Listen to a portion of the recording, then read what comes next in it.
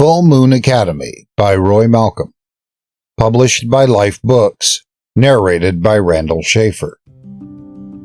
Chapter 3. Clues by Moonlight. The coroner's was an incredibly eerie place. The fluorescent light strips on the ceilings flickered every few seconds, providing a haunting ambiance. Every time the lights flickered, it looked almost like the shadows glued to the walls and corners were shifting. It also didn't help that there was a storm brewing, and the powerful breeze was rattling the closed-up windows. All in all, it was incredibly unnerving, even for someone who boasted nerves of steel.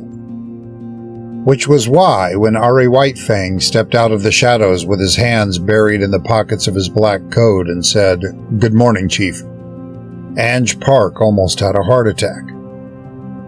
A loud yelp escaped the police chief as he almost leapt out of his skin. His eyes went wild, and it was only after a few seconds passed that he started to calm himself with deep breaths, a hand placed over his chest, measuring the beating of his racing heart. Once he'd regained his cool, he glared at Ari. "Ari, I told you not to do that again." "Sorry." Ari held both hands up and grinned wickedly. "I thought you'd be used to it by now." "You know, I've got 2 kids, right?" Ange asked. "You know how much it would suck if you sent me to an early grave?" "Won't do it again, I promise." Ange sighed. "Yeah, fine, whatever. How long have you been in here, by the way?" "About half an hour."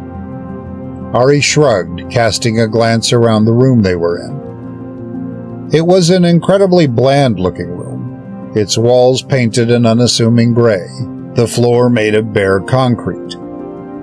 In the center of the room was a long metal table, upon which there was currently laid a body in a bag. In the corner of the room, there was a black leather chair swiveled around so it was facing them, and behind the chair was an incredibly cluttered desk. "The coroner?" Ari asked. "Off duty," Ange replied.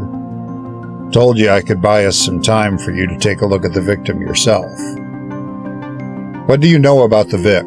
Ari queried as he took a step forward and sniffed the air a few times, cocking his head slightly to the side, a small frown sweeping across his face. "I'd say he's been dead for about 24 hours, he murmured. "Coroner estimated 17, Ange frowned. "It's 21, Ari countered in a flat tone. And when Ange looked like he doubted him, he glowed his crystal blue eyes at him. "Who do you think knows about this stuff more, me or the coroner?" Ange sighed. "You're right, sorry. But if the Vic's been dead 21 hours, that means the kill happened at about 4 in the morning. Call came in 3 hours later when hikers discovered the body." "The hikers, were they identified?" Ari questioned. "What?" "Did you confirm that the hikers were actually hikers?" Ari asked again, narrowing his eyes at Ange. "Could this have been a self-report?" "Animals don't usually pick up cell phones to dial 911, Ari." "I could pick up a cell phone and dial 911, Ari shrugged. "And come on, Ange, if this is really the 7th in as many days, then I think we both know it's not some random animal leaving them behind." "You said it wasn't one of yours." "My kind aren't the only sort with fangs," Ari responded coldly and walked toward the body. "Well, the hikers were identified," Ange said. "A group of teenage townies with their father. Looked into them and everything checks out, so they've been ruled out of the list of suspects. Any other ideas?" "You're skirting around the obvious answer," Ari noted, regarding Ange with one eyebrow arched over the other. "You haven't said the one thing I've been waiting for you to say this entire time." Ange stiffened then, and he clenched his fists firmly. "I don't know what you're talking about." "I think you do," Ari replied. You wouldn't have called me otherwise." Ari unbagged the body then, revealing the horrifyingly pale corpse of Eric Parker. Ari stared at the corpse unflinchingly and reached for the victim's neck, but Ange hurried forward and held Ari's hand back. "Do it with gloves," Ange ordered. Ari sighed. "Fine." 30 seconds later, he and Ange were snapping on latex gloves. Once the gloves were on, Ari showed both his hands to Ange, shooting him an expression that translated to, "Are you happy now?" Ange merely shrugged in response. Ari turned Eric's face to the side so he could see properly the bite marks on his neck. He touched the marks with a finger, taking note of how oddly slimy they felt. Then he went on to examine the identical marks on Eric's chest and his two hands. "The earlier Vicks, how many bite marks?" Ari queried. "Most of them had just the one, but this is the third to have had multiple," Ange responded and folded his arms. "Group meal," Ari commented. "The marks are all different sizes. Looks the same to me." "You don't have my eyes," Ari pointed out, looking at Ange with his eyes glowing. "Different sizes means different sets of teeth responsible for each bite." "Fangs, you mean?" "Yes," Ari nodded. This was a group meal. 4 different sized marks. That means there were 4 of them. "Do you think I could take a look at the earlier victims? I need to see the marks on them." "They've already been moved to the morgue, and it won't be as easy getting you time there as it was here," Ange answered. "But there's got to be images, right?" Ari pulled his gloves off and tossed them into a metal trash can. "Pictures will work just fine. I just need to see the marks on the other victims. Be sure of how many of them we're dealing with here." "How many of what?" "You know what." Ange sighed and said nothing. The two of them looked around the coroner's office for a few minutes before finding the folders that contained photographs of the earlier victims. Ari didn't bother to take a look at the victims' names or any of their bio data. All he cared about was the bite marks. He set all of the folders down on a table, placing them right next to each other and scrutinizing the photographs, a grim expression settling on his face. "The marks are different on 4 of these 6 victims, but on 2 of them there's marks identical to the one on Eric Parker's neck." "So what's that give us? 8 vampires?" Ange asked. Ari looked at Ange as soon as he'd said the word and smiled. Ange's eyes widened as he realized what he'd just said, and he cursed under his breath. "We're dealing with a minimum of 8. Could be more than that," Ari murmured, closing the folders and returning them to the shelf they'd been pulled from. "That many vampires in one place. Chances are it's a clan." "This is insane." Ange shook his head like he was refusing to believe it. "We're jumping to conclusions. There's no way it's vampires. Vampires in Wilmoon? It's absurd." "It's happened before." "Yes, but that was a long time ago. And then when that happened, it..." Ari raised a finger to his lips then, instructing Ange to be quiet. When Ange looked confused, Ari pointed at the window, then made a circling gesture around his right ear. It took a few seconds before Ange's face took on an expression of realization. His eyes widened. "You're joking. You brought him here?" Ari nodded. "Does he know?" Ari raised his fingers to his lips again and shook his head. Ange placed a hand behind his head, scratching the back of his head gently. "Why'd you bring him here?" "Training," Ari responded. "Decided he could do with some hands-on experience." "How is he?" Ange questioned. Imagine it must have been tough for him, considering what happened with him. How's he doing? He's a work in progress, Ari answered. But I suppose it's a good thing that there's progress. Yeah.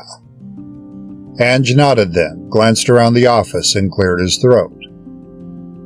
So, back to the little trouble we have on our hands. What are you planning to do about this? If it's really their kind, then this is all going to quickly get much worse, isn't it? Probably, Ari nodded. Look, just try to keep your men away from this, okay? If they get too close to all of this, they'll get hurt. I'll take it from here. You can't ask us not to do our jobs. No, but I can ask you to care about your lives, Ari replied, looking at Ange with a soft expression of concern on his face. It's like you said, you've got kids now. It'd be a shame if you were sent to an early grave. You're using my words against me? Just don't get caught in the middle of this, Ange, Ari smiled. For once, it'd be great if there was a police chief in this town who didn't die after less than a year on the job. Just leave this to me and the others. We'll take care of it. I don't know why they're here, but we'll make it clear to them that Will Moon's off limits to their kind. Ari sighed, then nodded. Fine, but keep me in the loop. I want to know everything that goes on regarding this. I'll definitely be in touch, Ari said. I guess I'll see you later. Where are you headed now? Ange asked when Ari started to stride out of the room. It's a new day, Ari answered. If they're keeping up with the pattern, then something tells me it won't be long till they decide to leave a new body for your men to find. I intend to stop that from happening. No one else needs to die. All right, but be careful out there. Ari snorted. It's a full moon tonight, Ange. I'm not the one who needs to be careful out there. Ari and Ange made their way outside then into the compound where Aiden was waiting for them, leaning against Chief Ange's car with his arms folded. Aiden glanced in their direction as they approached, and once they were right in front of him, he glanced at Ari. Vampires? Really? How much of that did you hear? Ange asked, frowning at Aiden. Most of it, Aiden shrugged. What happened the last time vampires were in town? Doesn't matter, Ari answered, quickly but calmly. He stared up at the full moon, drew in a deep breath, and then looked at Aiden. How are you feeling? The moon, is it affecting you or anything? I feel angry, but that's pretty much a 24/7 thing now, so I suppose I'm fine, Aiden muttered. Well, it's good that the full moon isn't triggering a forced transformation, Ari replied, sounding almost like a proud father.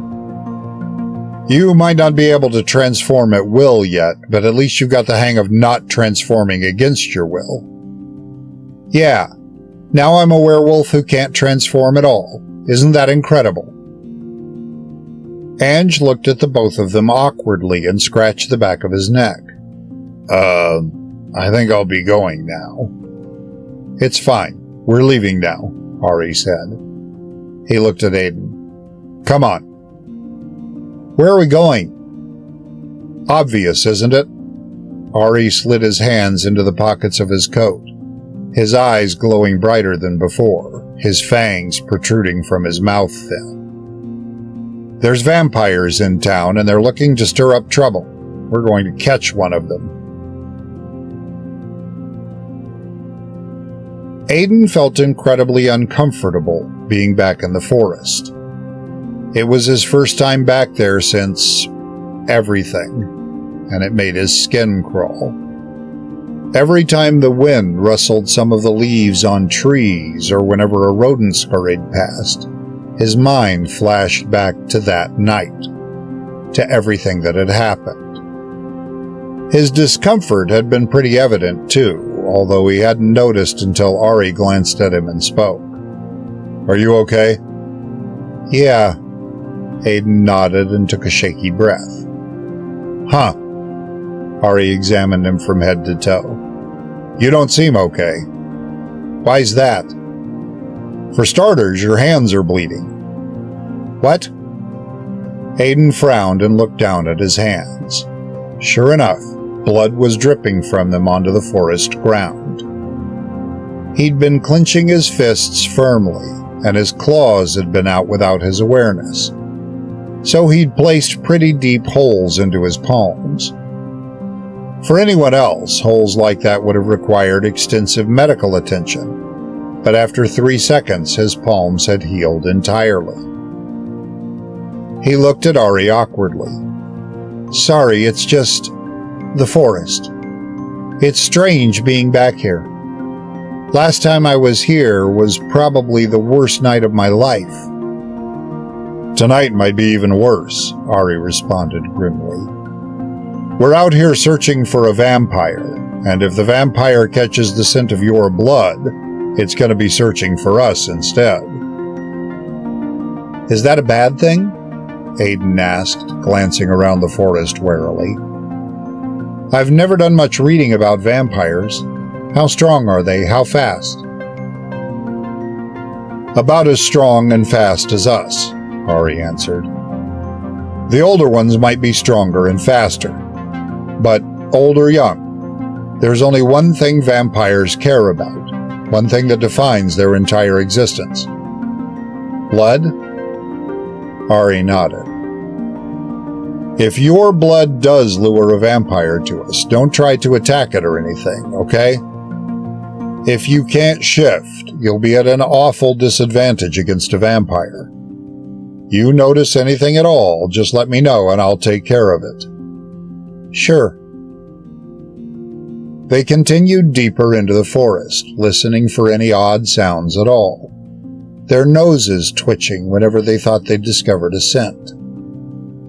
There were a few times when Aiden thought he'd heard something running at him, and he'd started to panic, only to be left horribly embarrassed when it turned out to be a squirrel. But after a while, he'd adapted, and known to listen for louder, heavier footsteps. After a while, Ari extended a hand in front of Aiden and brought him to a stop. Use your eyes, he instructed in his trademark, things are about to get serious tone. Aiden nodded and drew in a deep breath, shutting his eyes gently. When he opened them, his electric blue eyes had taken on a golden hue, and the world around him looked different. Like this, his eyes detected heat signatures better, and were better equipped to track rapid movements. But they also offered much more than that. With his shifted eyes, he could notice details he otherwise would have missed. At the moment, though, no details stood out to either him or Ari, so the two of them continued. What happened the last time vampires were in town? Aiden asked, glancing at Ari and arching an eyebrow over the other. Chief Ange was saying something like that before you told him to be quiet. Ari frowned at him. How'd you know I told him to be quiet? I listened to your movements, and I could track your heat signatures through the walls, so I could pretty much see whatever was going on, Aiden shrugged. You know that's spying, right? Ari said. His tone was one of disapproval, but the expression on his face was one of someone who'd been impressed. You want me to sharpen my senses, don't you? I can't do that without practice, can I? Yes, but I'd prefer if your practice didn't involve eavesdropping on my conversations. Why don't you put those senses to the test right now? How? Use your eyes, ears, and nose all at once, Ari instructed. Identify every sound in the forest. Separate the odd from the usual. Detect every scent, from the air around you to the soil at your feet, and try to find the smell that doesn't belong. And with your eyes, spot anything that would prefer to be unseen. That's a lot, Aiden commented. You've had 6 months of practice. You should be ready enough for that. "All right," Aiden said, and rubbed his palms together, drawing in another deep breath. He exhaled slowly and let a stillness settle over him, his ears twitching as he tuned into his enhanced hearing. His eyes glowed a little brighter, and his nose twitched uncontrollably as he tried to detect anything out of place. And then he heard it, the snap of a twig from deep in the forest, accompanied by the sound of hurried breathing and quick, heavy thuds. He glanced sideways at Ari, who was watching him with his arms folded, a look of curiosity on his face.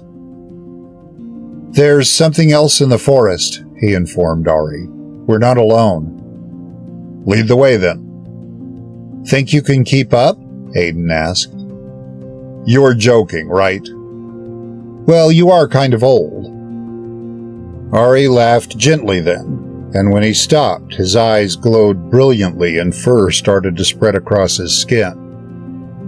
4 seconds later, he'd taken the shape of a massive gray wolf with crystal blue eyes that glowed intensely.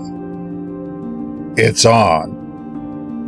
Ari's voice came through the wolf's mouth, but it was deeper and a little distorted now. Aiden scoffed. He planted his feet firmly against the ground, cracked his neck, and then propelled himself forward, shooting off at bullet speed. Trees blurred past him as he shot forward at supernatural speed, leaping at trees and launching himself off of them to gain momentum.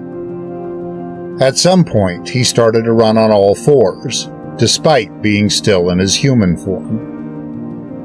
Ari displayed no struggle at all in keeping up with Aiden. In fact, it looked a lot like he was holding back so he wouldn't shoot past Aiden. Aiden tried to up his pace a few times, but no matter how much faster he went, Ari maintained the same pace as him and stuck right by his side. For a while, Aiden forgot why they were in the forest to begin with. He lost himself in the run. His life hadn't exactly been where he wanted it to be since his transformation 6 months ago, but moments like these, when he experienced the joys of being unbound by the laws of nature, it made it feel like it was worth it. And then, of course, came the powerful scent of blood, one that reminded Aiden why he was in the forest and brought him to a sudden halt. Ari slid to a stop right next to him, looking hurriedly in every direction before sniffing the ground at his feet. "Someone's hurt," he growled. "Come on, we have to hurry up. We don't have much time." Ari shot forward, and Aiden made to go after him, but the scent of blood had left him disoriented, and the moment he tried to take a step forward, he dropped to his knees instead, vivid images flashing through his mind, his head throbbing painfully. He winced in pain and placed his hands at either side of his head, squeezing his eyes shut as he attempted to force the images out of his mind. But that was no use. He saw all of them again. Nathan, Taylor, Caleb. Ari must have noticed Aiden wasn't following him since he came back after a few seconds. "Aiden, are you okay?" Aiden drew in deep breaths and nodded. "Yeah, I'm fine." He was cut off by a sudden pain that shot through him. Pain that knocked him a little off balance, but he placed his hand against a tree for support and allowed himself a few seconds to collect himself.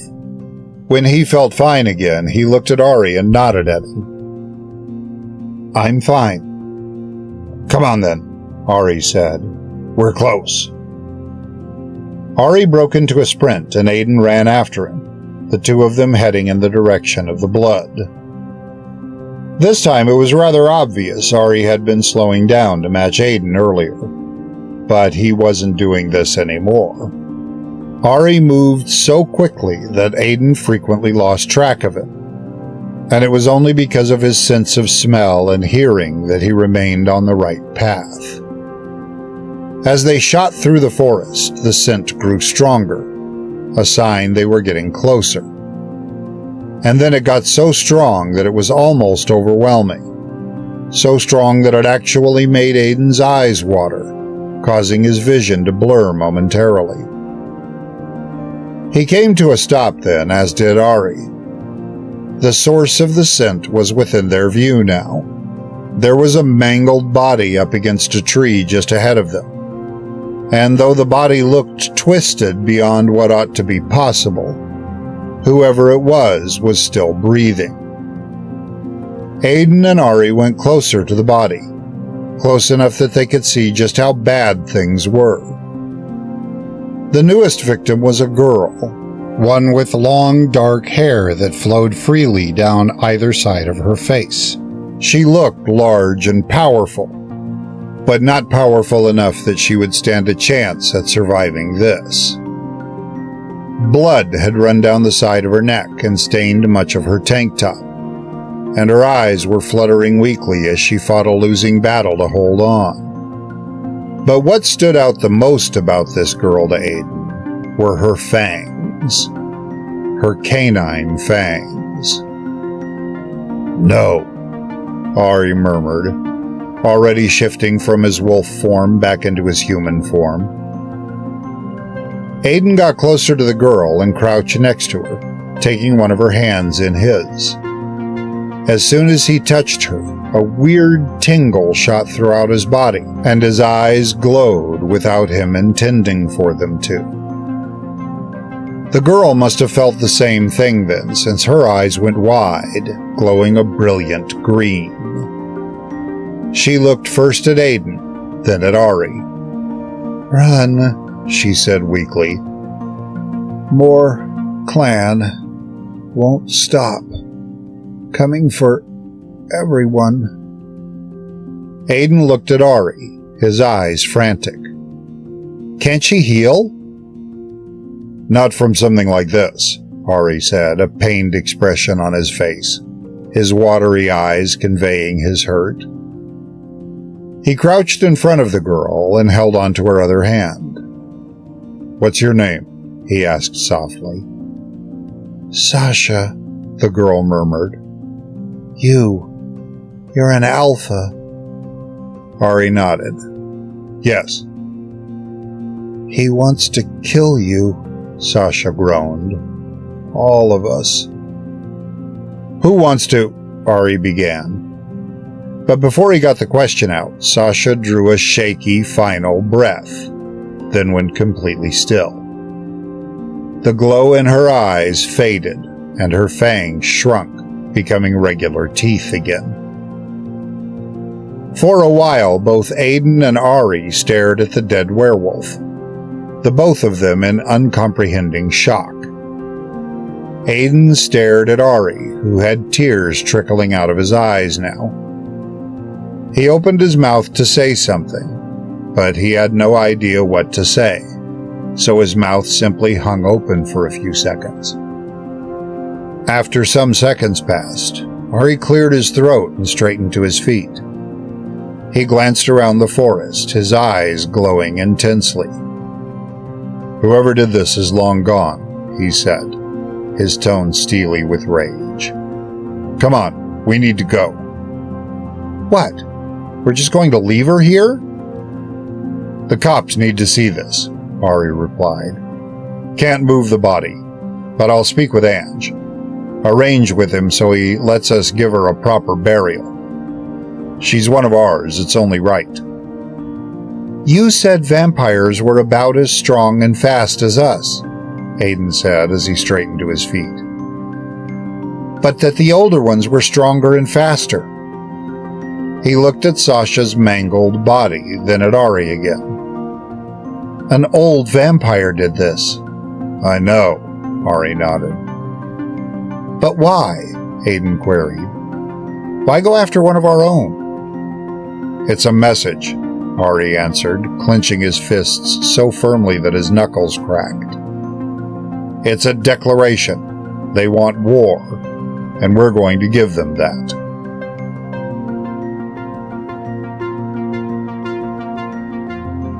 Full Moon Academy. The ebook format is now available on Amazon Kindle. Full Moon Academy in audiobook format is now available on Audible, Apple Music, and Spotify. Full Moon Academy in paperback and hardcover are available worldwide via Amazon.com, and in the Philippines, Full Moon Academy is available in all branches of National Bookstore, Expressions, and also at Shopee and Lazada.